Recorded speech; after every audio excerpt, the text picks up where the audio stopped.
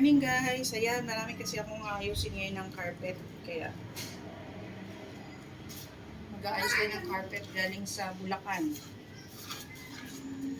Habang nagkakape. Router natin.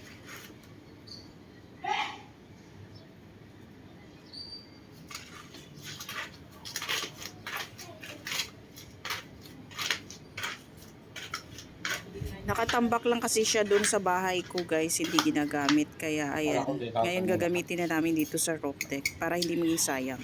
So habang wala pa kaming pambili ng tiles, gagamitin muna namin yung carpet na galing sa Bulacan. Kasi nakatingga lang yan doon guys, hindi siya ginagamit.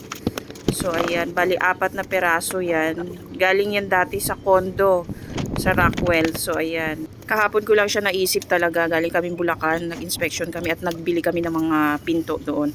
Kahapon ko lang naisip yan na sana pala ginamit na matagal dyan dito sa roof deck namin. So ayan, dinala na namin kahapon. So ayan, para magkaroon ng gamit. So habang wala pang tiles, yan na muna, pansamantala. Diba, sayang. Ang ganda-ganda kaya niyang mga carpet na yan. Siguro mahal ang bili niya ni ma'am. Kasi ano yan baga parang bigay lang sa amin dun sa ginawa namin project sa Rockwell. So ayan, so gagamitin natin siya dyan. Ang ganda-ganda niya guys, ang kakapal. Talagang maganda yung carpet. Kaya para magamit natin siya at maganda yung area, so ayan. So pwede na tayo dyang mag-workout. So ang dami na nating magagawa dyan, mag-workout, tambay-tambay. Diba, pwede ka ng diba, pwede ka nga humilata dyan kasi malakas yung hangin. Maganda talaga siya. Lalo na sa gabi. Yan, maganda talaga dito sa roof deck pag gabi kasi malamig.